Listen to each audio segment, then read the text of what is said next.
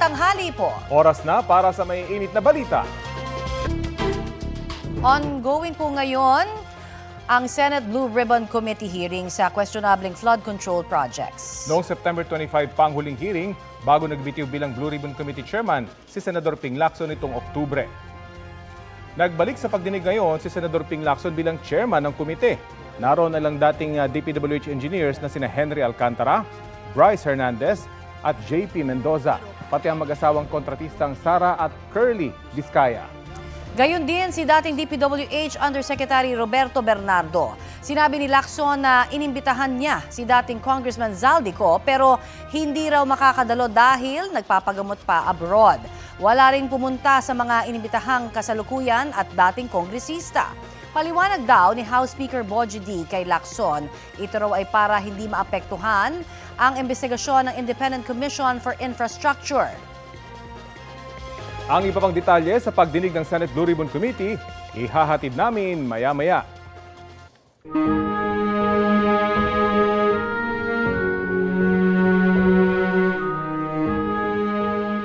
Naka-half-staff ang watawat ng Pilipinas sa Senado bilang pakikidalamhati sa pagpanaw ni dating Senate President Juan Ponce Enrile. Nakababa ito simula po kahapon. Ayon sa anak ni Enrile na si Katrina, 4:21 p.m. pumanaw ang kanyang ama. Kinilala ni Pangulong Bongbong Marcos ang dedikasyon ni Enrile sa trabaho. Hindi raw malilimutan ang markang iniwan ni Enrile sa abogasya, pamumuno sa bansa at sa mga taong kanyang pinagsilbihan.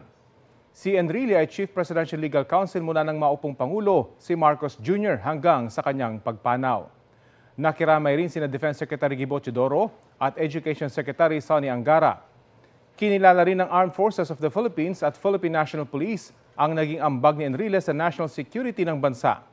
Si Enrile ay nagsilbing Defense Minister noong panahon ni dating Pangulong Ferdinand Marcos Sr. at Cory Aquino. Inalala rin ni Enrile ng mga dati niyang kasamahan sa Senado tulad ni Senate President Tito Soto, Senator Chis Escudero, Kiko Pangilinan, Lito Lapid at Migs Zubiri. Gayon din sina Senador Joel Villanueva at Win Gatchalian. Pansamantalang sinuspindi ang sesyon ng Senado kahapon para alalahanin si Enrile. We will remember him for his formidable intellect and compassion to the people. As we mourn his passing, we find comfort in knowing that the legacy of Manong Johnny will always live on, etched within the walls of this institution that he loved. Pinasalamatan ni Katrina Ponce Enrile ang mga nag-alaga at nagdasal sa kanyang amang si Juan Ponce Enrile bago pumanaw kahapon. Inalala rin po niya ang mga huling sandali ng kanyang ama at ang mga iniwan nitong aral sa kanila. Balitang hatid ni Jamie Santos, exclusive. He's going to protect the president. Ayon sa anak ni Yumaong Juan Ponce Enrile na si Katrina, nabigyan sila ng pagkakataon na makasama ang ama at maipahayag ang kanilang mga saloobin bago siya pumanaw. Masaya raw silang mapagbigyan ng huling kahilingan ng ama na makauwi sa kanilang tahanan at makasama ang kanilang buong pamilya. Iba raw ang persona ni Manong Johnny bilang ama at leader pero kilala nila si Enrile sa pagiging maalalahanin at maawain. The Juan Ponce Enrile that the public knows is very different from the Juan Ponce Enrile that we know. He's a very generous person, madaling umiyak, maawa, talagang iyakan nyo lang yan ng konti, talagang maawa yan. Talagang tutulungan niya po lahat ng pwede niyang tulungan. Anya, isa sa mga pinakamahalagang aral ng kanyang ama ay ang pagiging mabuting tao at ang pagtrato ng maayos sa kapwa. Sa akin po, ang parati niyang sinistress po sa akin, bata pa po ako, is to remain humble, to treat people correctly, because the people that you meet when you are rising may be the same people you will meet when you are going down. Sa huling mga araw, nanatiling matalas ang isip ni Enrile kahit pa nagkaroon siya ng problema sa kidney. Yes. It just deteriorated a little bit already. Parang nag-start na yung mag-fail yung kidneys po niya. Nagpapasalamat si Katrina sa lahat na nag-alaga at nagdasal para sa kanyang ama. I would really like to thank all the attending physicians, from telemetry to the ICU, and lahat po ng mga doktor. Alam niyo po kung sino po kayo. Maraming salamat. Sa huli, iniwan ni Enrile ang mensahe ng pagmamahal, respeto at pananagutan. History will judge my dad. He did what he always thought was best for the country. And my dad is always a forward thinker.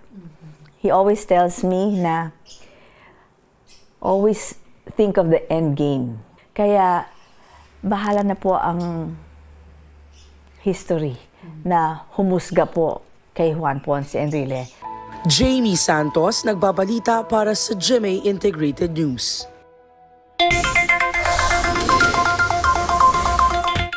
Beep, beep, beep sa mga motorista, may inaasahan na namang taas presyo sa ilang produktong petrolyo sa susunod na linggo. Ayon sa Department of Energy, Oil Industry Management Bureau, batay sa 4-day trading, may posibleng 75 centavos kada litrong dagdag sa kada litro ng diesel. Humigit kumulang 60 centavos naman ang inaasahang taas presyo sa kada litro ng gasoline, habang 1 peso kada litro ang posibleng dagdag sa kerosene. Kung matutuloy nga, ika-7 linggong magkakasunod na taas presyo na yan para sa gasolina, habang ika-4 na linggo naman para sa diesel. Ayon sa DOE, hindi pa dapat ipatupad ang price hike sa kerosene hanggang November 21. Kasunod ng deklarasyon ng state of calamity sa buong bansa. Ito ang GMA Regional TV News. Oras na para sa maiinit na balita ng GMA Regional TV mula sa Luzon. Ininspeksyon ng mga tauhan ng Independent Commission for Infrastructure ang 4 na flood control projects dyan po sa Ilocos Norte. Chris, ano-ano yung mga flood control projects ang inikutan doon? Connie, kasama sa kanilang ininspeksyon ang nasirang flood control project sa Barangay Alsem sa bayan ng Bintar. Ayon kay ICI Special Advisor Rodolfo Asurin, naayos na ang naturang proyekto na sinalanta ng nagdaang bagyong Uwan. Pero sa ibang lugar, may mga hindi pa naayos na nagawang proyekto. Gaya na lamang sa bayan ng Nueva Era. Nadatna ng ICI ang mga nakausling bakal sa ibabaw ng dike at mga sementong naging buhangin na lang. Sabi ni Azurin, may maiiwan na inhenyero doon para masuri kung nasunod ang plano at specifications sa flood control projects. Karamihan din sa kanilang mga ininspeksyon ay gawa ng isa sa mga kumpanya ng mag-asawang kontratista na sina Pacifico at Sara Diskaya. Isang makeshift bodega naman ang sinunog umano ng isang menor de edad sa San Jacinto dito sa Pangasinan. Sa kuha ng CCTV, makikita ang biglang pagtakbo ng mga tao matapos may makitang usok. Nasusunog na pala ang makeshift bodega roon na may lamang stuffed toys. Agad naapula ng mga bumbero ang sunog. Nang panoorin ng may-ari ng bodega ang CCTV, doon nila nakita ang 16 anyos nilang kaanak na nasa loob umano ng bakuran habang nasusunog ito. 3 araw bago ang sunog, nilooban din umano ng menor de edad ang kanilang bahay. Nasa kustodiya na ng Municipal Social Welfare Department Office ang binatilyo. Wala siyang pahayag. Ayon sa pulisya, umamin ang binatilyo sa panununog. Hindi niya sinabi kung bakit.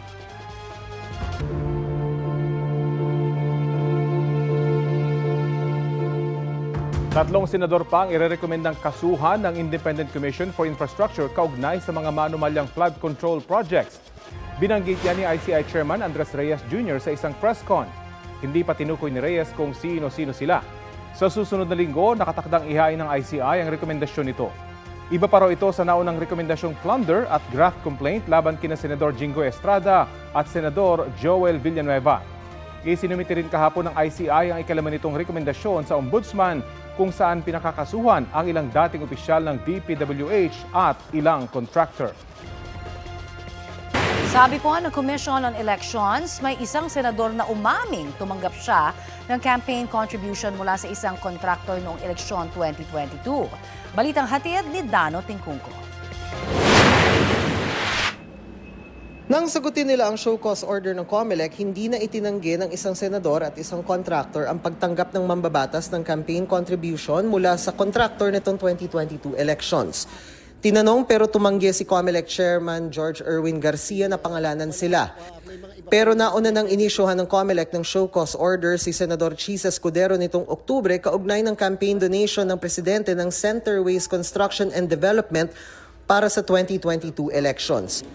Sabi ni Garcia, hinihintay nila ang rekomendasyon ng Political Finance and Affairs Department na kailangan pang aprubahan ng NBank. Hindi tiyak kung kailan ito ilalabas. Kung ang recommendation is to file the case, then immediately i-authorize ng Commission NBank ang filing ng kaso sa ating Law Department para magkaroon ng formal na preliminary investigation. Ang importante po ay tapos naman yung ating pong tinatawag na evidence gathering, yung ating investigation, at upang makapunta na sa tinatawag na PI kung kakailanganin o dismissal naman kung hindi naman talaga minamarapat. Sa November 21 naman ang deadline para sumagot sa show cause order na inisyu ng COMELEC sa 27 contractor na nakitaan ng kontribusyon sa mga kandidato ng 2022 elections.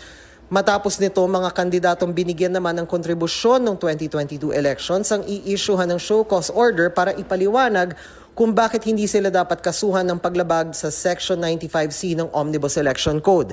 Pinagbabawal niya ng pagsolicit o pagtanggap ng kontribusyon mula sa public contractors o mga may kontrata sa gobyerno.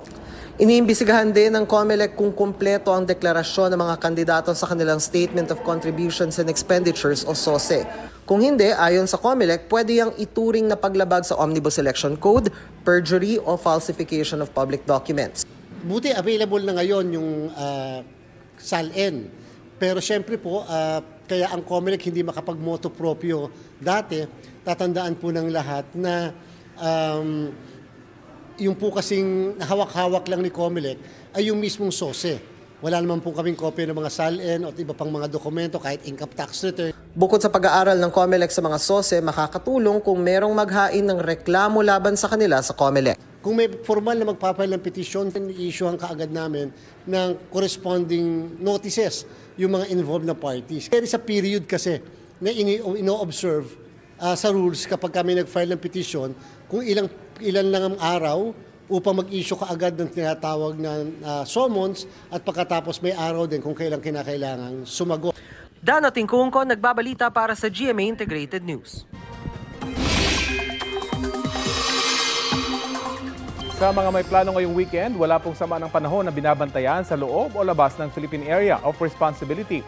Ayon sa Pag-asa, hanging amihan ang umiiral sa Batanes at Babuyan Islands. Intertropical Convergence Zone o ITCZ naman sa Palawan, Visayas at Mindanao.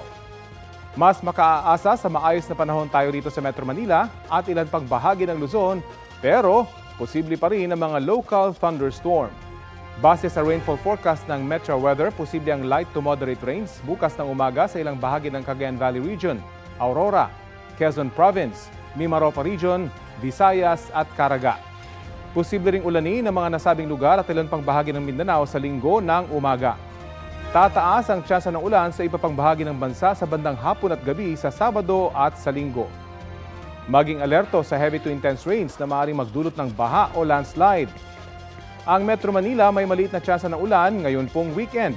Pinapayuhan ang mga may maliliit na sasakyang pandagat na huwag munang pumalaot sa mga dagat sakop ng Batanes at Babuyan Islands dahil sa matataas na alon dulot ng amihan.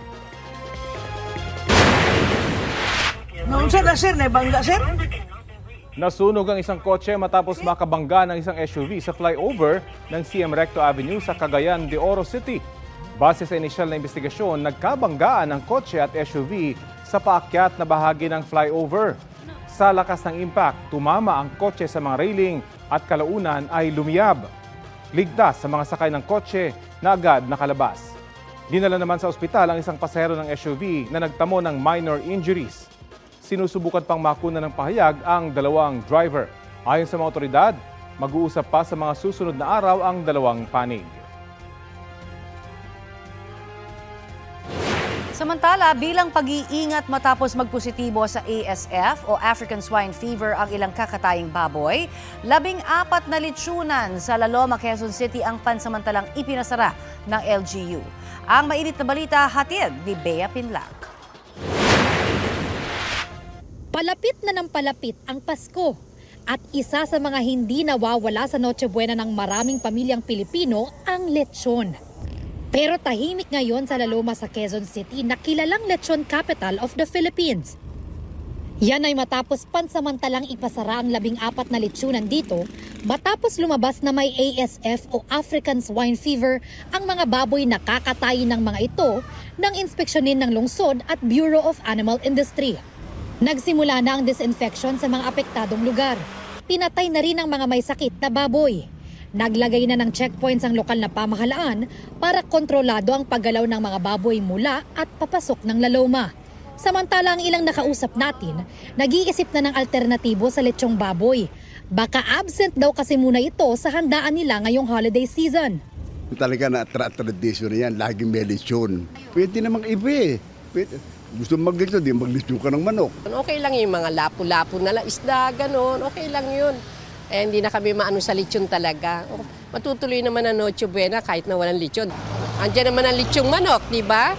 Marami naman may handa dyan.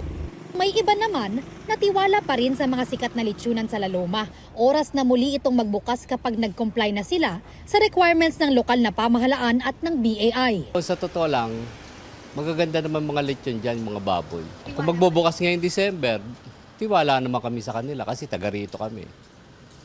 Okay naman yung mga lechon nila eh. Kapag may budget, bibili kami. Bea Pinlac, nagbabalita para sa GMA Integrated News.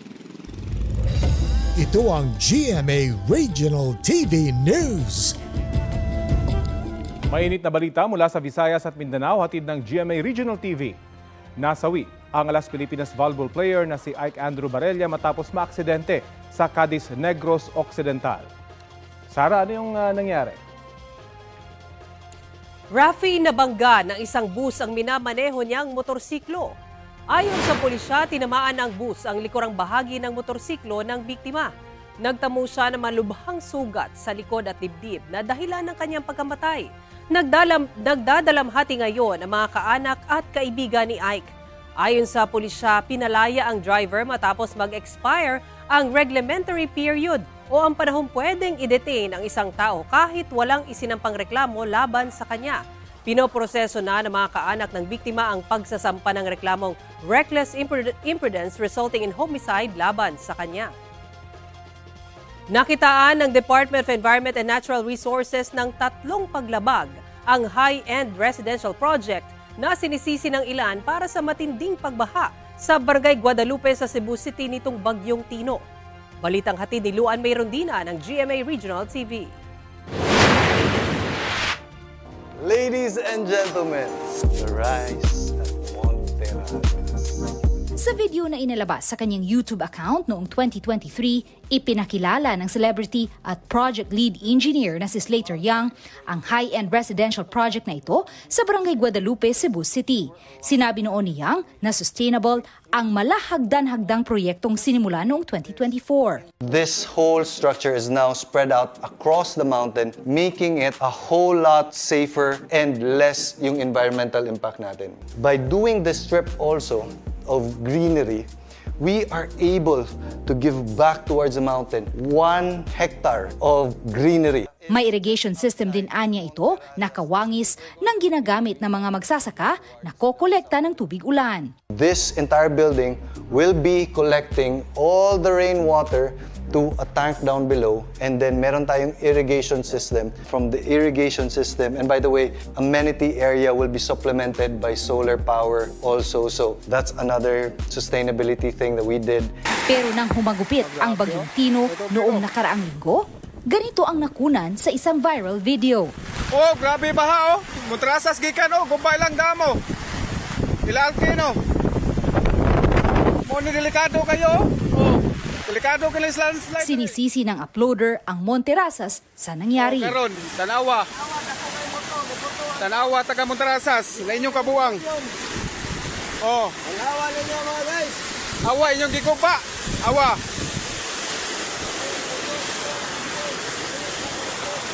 Ang bagyo. Madapag ampo, pero kini di na madag ampo. Ang inyong damo, nabungkag inyong dam. Oh, tanawa inyong kwas tubig, nabungkag. Sa isa pang video, makikita naman ang tila nakalbo ng bahagi ng burol kung saan itinatayo ang proyekto. Ayon sa Department of Environment and Natural Resources, nakakuha ng tree cutting permit ang proyekto. Pero mula sa higit 700 puno sa lugar noong 2022, 11 na lang ang natira. Isa ito sa 3 nakitang paglabag ng DENR. Nilabag din nila ang Presidential Decree 1586 na nagsusulong ng Philippine Environmental Impact Statement System. Bigo rin umano ang proyekto na makakuha ng discharge permit alinsunod sa Philippine Clean Water Act of 2004. Ayon pa sa DENR, kulang pa ang planong Centralized Retention Pond at 15 iba pang retention pond o mga istrukturang sasalo sana sa tubig ulan. Kung natuloy, kaya sanang sumalo ng tubig na kasing dami ng mahigit 7 Olympic swimming pool. Ang analysis is itong 18,500, itong mga na-establish or to be established pa ng mga detention ponds that would somehow catch yung mga water para ma-eliminate or ma-prevent yung mga runoff going down. Yung nakita namin is only 12 detention ponds. Sapat ba yun? So parang hindi siya sapat. So dapat i-upgrade. Bukod dyan, sa 33 Environmental Compliance Certificate o ECC, may 10 nilabag ang proyekto. Dahil sa mga ito, ayon sa kagawaran, posibleng maharap sa reklamong administratibo at kriminal ang nasa likod ng kinekwestyong residential project. Patuloy naming hinihinga ng panig ang mga nasa likod ng proyekto. Bukod sa Monterrasas, may iba pang mga proyektong iniimbestigahan dahil marami pang lugar sa Cebu ang binaharin. Ako si Luan Merondina ng GMA Regional TV, nagbabalita para sa GMA Integrated News. Abiso po sa mga suki ng EDSA Busway. Pansamantalang lalaktawan ng mga bus ang northbound ng Kamuning Busway Station. Simula po yan bukas November 15. Ayon sa Department of Transportation, ito'y para bigyang daan ang paglilipat ng steel components na gagamitin sa konstruksyon ng Kamuning Footbridge. Ibig sabihin, hindi muna magsasakay at magbababa ng pasahero sa northbound lane ng istasyon hanggang sa November 17 tuwing 1 a.m. hanggang 4 a.m. December 11 hanggang 15 naman para sa southbound lane ng Kamuning Busway Station. Sa halip, maaaring sumakay at bumaba ang mga pasahero sa katabing Quezon Avenue o NEPA Q-Mart stations. Mahigit 1 milyong pisong halaga ng alahas ng kanyang amo ang ninakaw ng isa pong kasambahay sa Quezon City. Arestado ang suspect at kanyang boyfriend na aminadong sinangla nila ang mga ninakaw. Balitang hatid ni Bea Pinlac. Nakaposas ang 36 anyos na kasambahay na yan habang itinuturo niya sa pulisya kung saan niya itinago ang singsing na ninakaw niya sa amo niya sa bahay nila sa Barangay Culiat, Quezon City. Ano yan? Resibo ng mga pinagsanglaan ng alahas. Pinakita rin niya sa pulisya ang mga resibo ng iba pang alahas ng amo niya na naisanla na niya. Ang tinatayang halaga ng ninakaw niyang mga alahas, halos 1.2 milyon pesos. Simula po noong August ay iniunti-unti na ho niyang ninanakaw yung mga alahas ng kanyang amo. Tapos noon nga ho yung huli ay doon na ho siya nabisto doon sa kanyang ginawang pagnanakaw. Sa follow-up operation ng pulisya, napag-alaman na kasabwat din ng kasambahay ang kanyang 33 anyos na kasintahan na dati na raw nakulong dahil sa kasong theft. So naging participation po nung boyfriend kung pupuntahan niya sa gabi, tapos ibibigyan niya ho ng alahas, tapos isasanla na ho nitong boyfriend. Doon po na-recover sa kanya yung isang pares ng nawawalang hikaw at saka mga 2 dokumento ho na naisanla ho yung isang kwintas saka ho pendant nitong complainant. Aminado ang mga suspect sa krimen. Nahulong na sa tapos yung iba pinapadala ko dun sa anak ko. Isang beses niya lang po inutusan magbenta. Nahaharap ang kasambahay sa reklamong qualified theft habang paglabag sa anti-fencing law ang isinampa laban sa kanyang kasintahan. Paalala ng pulisya sa mga naghahanap ng kasambahay o tauhan sa bahay. We encourage them na mag-conduct po ng background check or background investigation po sa inyong sa mga nag-a-apply ho sa inyo. At kung maaari ho, humingi na rin ho ng police clearance para ho makasiguro tayo na ito po nag-a-apply sa atin ay malinis po ang record. Bea Pinlac, nagbabalita para sa GMA Integrated News. Humiling ng temporary restraining order sa Supreme Court si Senador Bato de la Rosa para pigilan ang pagsisilbi ng sinasabing arrest warrant ng International Criminal Court laban sa kanya. Hiling din ni de la Rosa na pigilan ng gobyerno na tulungan sa anumang paraan ang mga testigo ng ICC at pigilan ng gobyerno sa anumang pakikipag-ugnayan sa naturang korte. Si Ombudsman Jesus Crispin Remulla ang unang nagsabing may arrest warrant na para kay de la Rosa. Wala pa itong kumpirmasyon mula sa Department of Justice o sa mismong ICC. Si de la Rosa ay iniuugnay sa extrajudicial killings umano sa war on drugs noong Administrasyong Duterte dahil siya ang PNP chief noon.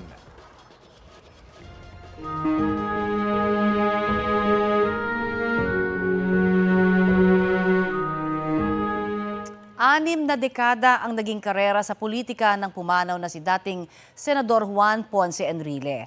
Balikan po natin ang mga naging papel niya sa ilang mamahalagang pangyayari sa kasaysayan sa mainit na balita hatid ni Sandra Aguinaldo.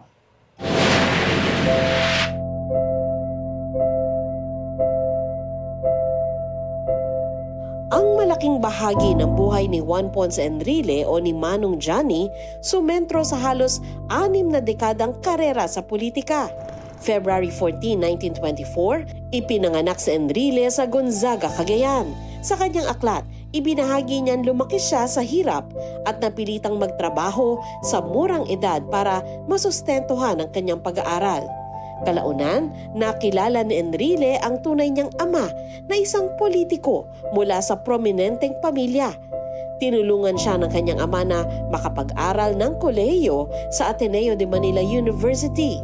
Nagtapos din siya ng abogasya bilang cum laude sa University of the Philippines at nag-masters sa Harvard Law School.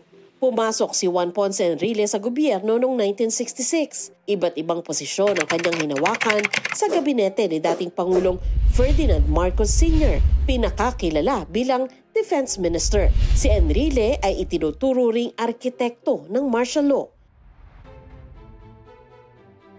Ang umano'y ambush sa kanya ng ilang rebeldeng grupo ang isa sa mga idinahilan noon ni Marcos Sr. para magdeklara ng martial law. The proclamation of martial law is not a military takeover.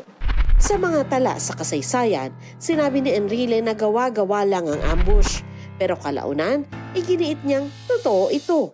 They were warring against the Constitution of the duly constituted government of the Republic of the Philippines. Si Enrile itinuturo ring mitya ng People Power Revolution na nagwakas sa martial law. Tumiwalag si Enrile sa Administrasyong Marcos Sr. kasama ang nooy AFP Vice Chief, General Fidel V. Ramos. As of now, I cannot in conscience recognize the President as the Commander-in-Chief of the Armed Forces. Here to serve a man, but to serve a republic and a people. Nang mapatalsik si Marcos Sr. noong 1986, nanatiling Defense Minister si Enrile nang maupo ang pumalit na Pangulong si Cory Aquino.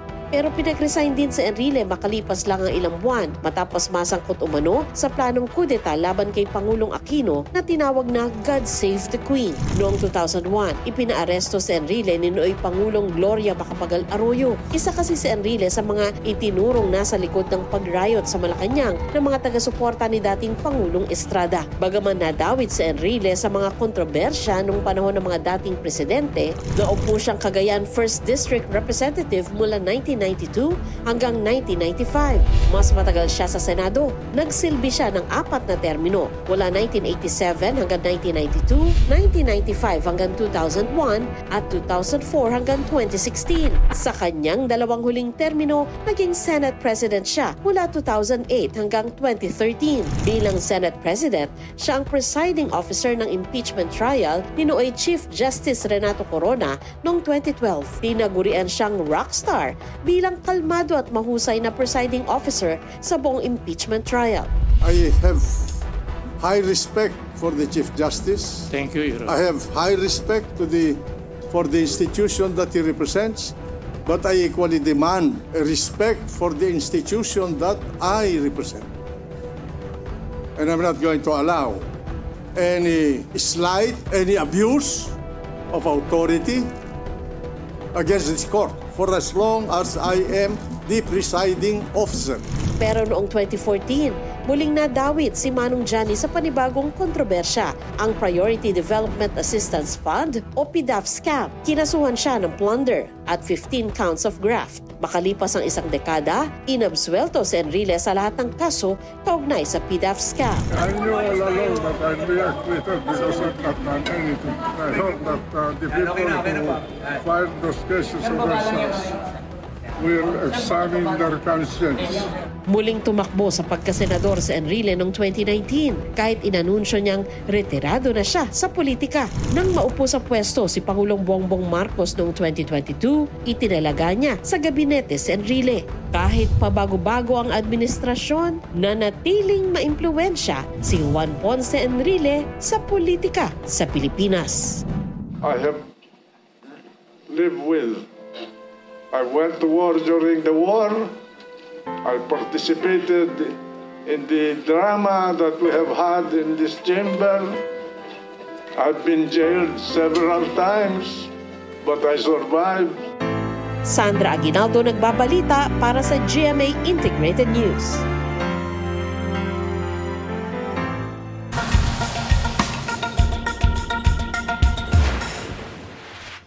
Huli kamang pag-araro ng truck na yan sa isang stall sa Bucheon, South Korea. Nagdire-diretso pa ito at inararo pa ang ilang tao, bisikleta at hilera ng mga tindahan bago tuluyang huminto. 2 ang nasawi sa ospital dahil sa cardiac arrest kasunod ng insidente. 18 naman ang sugatan. Arestado ang senior citizen na driver. Sabi niya bigla na lang daw humarurot ang kanyang truck. Patuloy ang investigasyon. Balik po tayo sa mga balita sa bansa. Sa Lunes na itutuloy ng komite sa Kamara ang pagdinig sa ethics complaint laban kay Cavite 4th District Representative Kiko Barzaga. Inireklamo naman ng PNP-CIDG ng inciting to sedition si Barzaga kaugnay po sa riot noong September 21. Balitang hatid ni Marisol Abduraman. Kaugnay ng karahasang sumiklab noong mga kilos protesta kontra katiwalian noong September 21. Reklamong inciting to sedition ang isinampa ng PNP-CIDG laban kay Cavite 4th District Representative Kiko Barzaga. It is in relation to the September 21 rally, violent incident in Manila. Nang tanungin kung ano ang naging partisipasyon ng kongresista sa marahas na rally sa Mendiola noong September 21. We do not want to preempt the investigation that is also being conducted by the prosecution service. For every kind, there is a story behind the story. Hindi lang po yung real party na nagkukumit. There are also people behind it. And we will, it is the mandate of the CIDG to look into yung mga, not only those that are present doon sa area, but also those that are behind these incidents. Bago pa ang anunsyo ng PNP-CIDG, ipinost online ni Barzaga ang sabpinang ito mula sa Quezon City Prosecutor para paharapin siya sa preliminary investigation sa mga kaso kaugnay ng paglabag sa Article 138 and 142 ng Revised Penal Code na may kaugnayan sa inciting to rebellion at inciting to sedition. Inciting to rebellion ang paghihimok na mag-armas para pabagsakin ang gobyerno o kumalas dito. Inciting to sedition naman ang pag-uudyok ng marahas na pagkilos laban sa pamahalaan. Kinumpirma rin ng CIDG na meron pang ibang reklamong kinakaharap si Barzaga. Kaugnay naman ito sa naging protesta sa labas ng isang subdivision sa Makati. Pero hindi nagbigay ng detalye ang CIDG tungkol dito.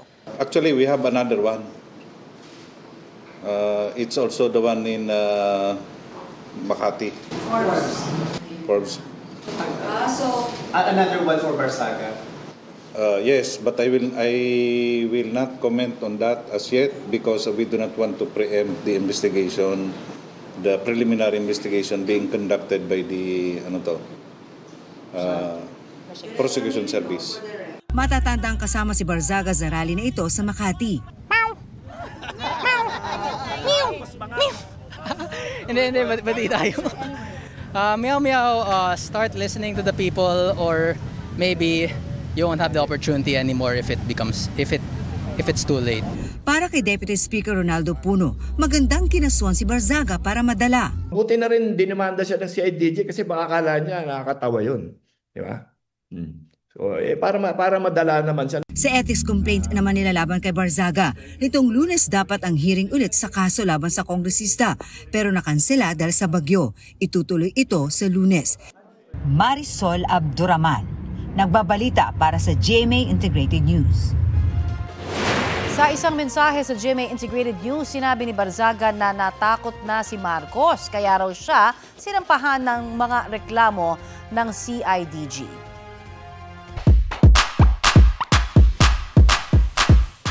Apat na putisang araw na lang, Pasko na.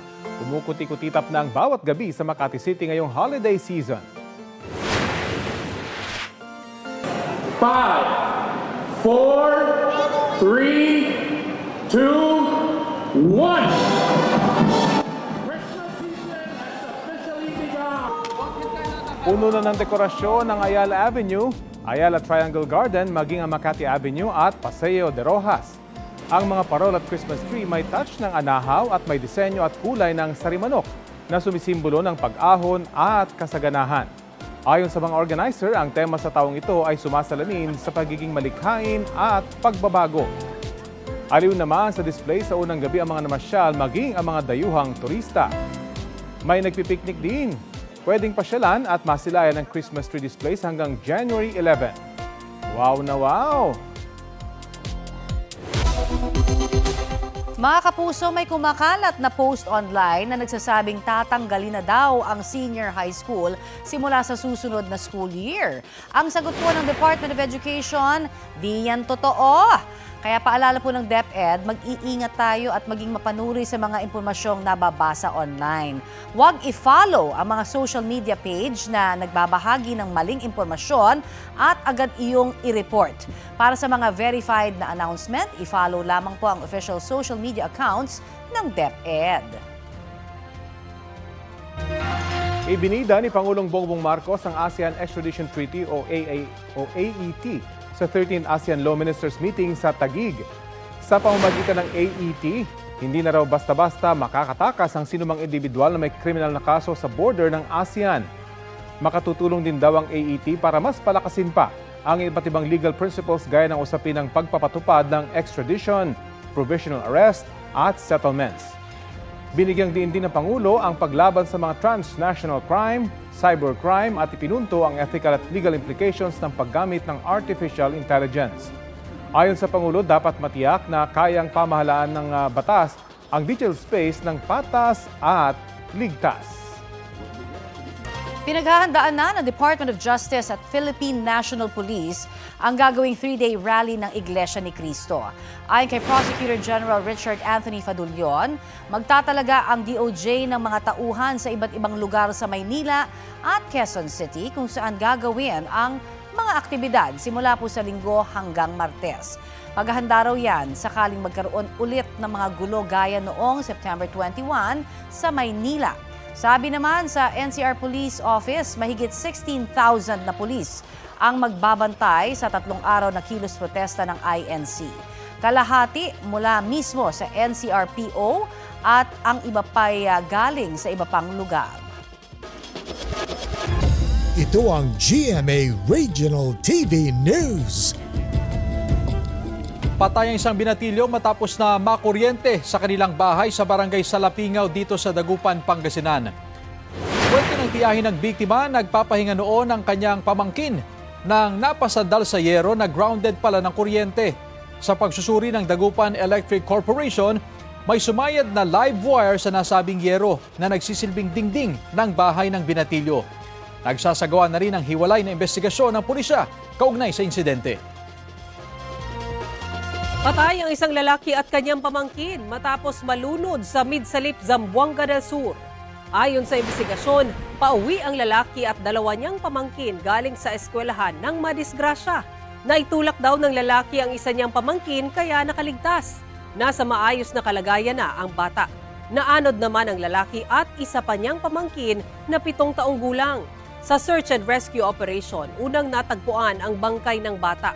Idiniklara namang dead on arrival sa ospital ang tiyuhin.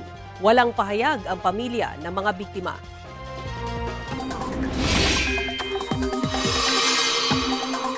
Sa punto pong ito ay makakausap naman natin si Pag-asa Weather Specialist Benison Estareja. Magandang tanghali po.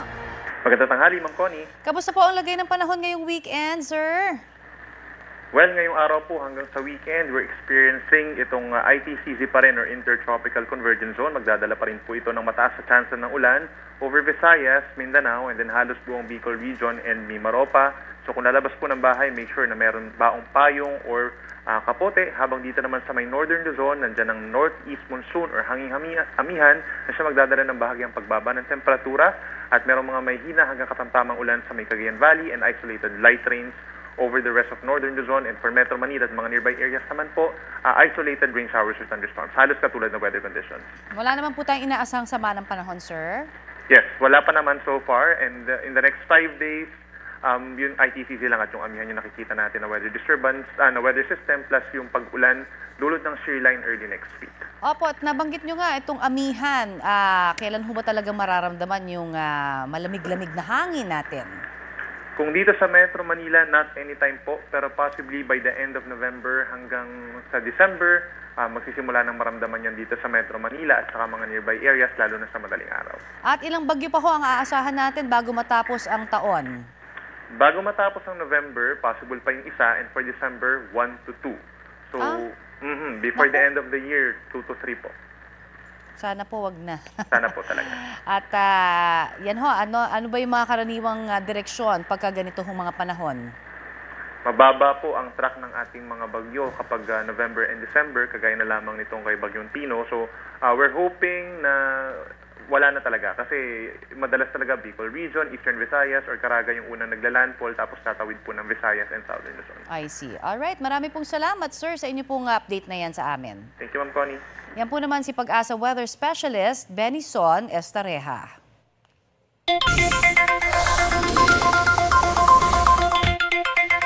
May binibenta na rin pong 20 pesos kada kilo ng bigas sa Sulu. Inilunsad ng mga opisyal ng Department of Agriculture at local officials ang 20 bigas meron na sa Hulo. Mula po sa 13 probinsya doong nag-pilot ang programa ngayong taon, nasa 81 ng probinsya ang mayroon ng nasabing food program ng pamahalaan. Hindi lamang daw ito tulong sa bawat pamilyang nais makabili ng murang bigas, kundi tulong din sa mga magsasaka. Target pang palawakin ang pamamahagi ng murang 20 pesos na bigas hanggang sa matapos ang termino ni Pangulong Bongbong Marcos.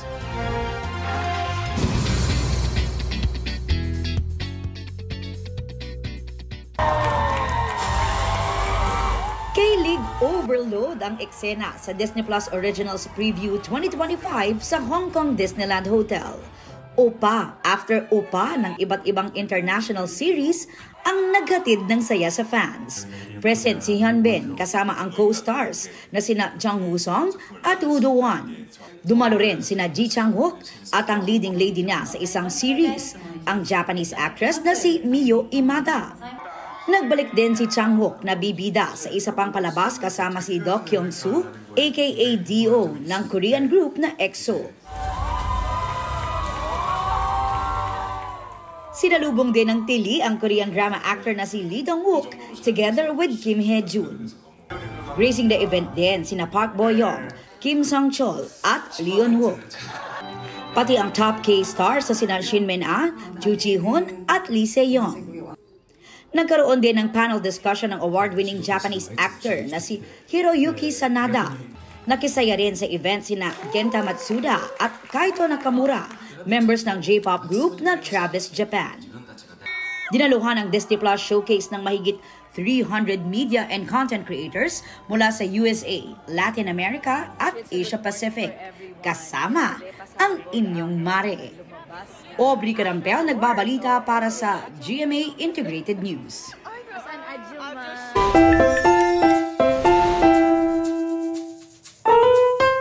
Pagbati po sa mga pumasa sa nagdaang professional licensure examinations. Sabi ng Unan Rizal, patok ang isang fur baby na nakisaya sa victory ng among board passer. Ayan. Ito ha, for the shocked! Si Regine Angeli Pama nang malaman na isa na siyang registered nutritionist dietitian. Dagdag pa sa ikinagulat niya ang alagang si Choco na agaw eksena ang celebration. Sa sobrang excitement tila, nasasapak pa ng aso ang kanyang fur mom. Biro tuloy na ilang netizens ay para bang si Choco raw ang nagpaaral sa kanyang amo. Sabi ni Regine, deserve din ng alaga na magdiwang dahil nakasama niya bilang emotional support sa pag-review. 1.5 million views na ang video.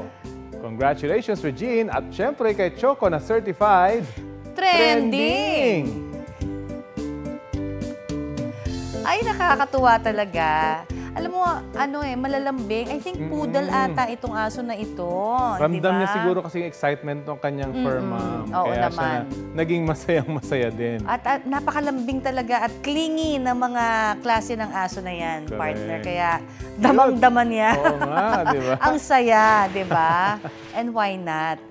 At congratulations talaga sa lahat po ng mga board passers natin. I'm sure kung wala man kayong mga asong tulad ni Choco, ay kahit na sinong mga nasa tabi niyo, usaman niya. Pwede maging emotional support.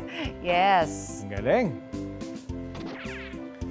Samantalang umalis ang mag-asawang Sara Charla at Curly Discaya sa pagdinig ng Senate Blue Ribbon Committee. Pinayagang umalis ang mag-asawa para kunin ang ledger na may listahan ng mga kongresista at iba pang opisyal na nakatanggap umano ng kickback sa flood control projects na nakuha ng mga Discaya. Ngayong araw din sila pinababalik sa Senado. Inusisa rin sa pagdinig ang malawakang pagbaha sa Cebu noong bagyong Tinyo. At ito po ang Balitang Hali. Bahagi kami ng mas malaking misyon. Ako po si Connie Season. Rafi Tima po. Para sa mas malawak na paglilingkod sa bayan. Mula sa GMA Integrated News, ang News Authority ng Filipino.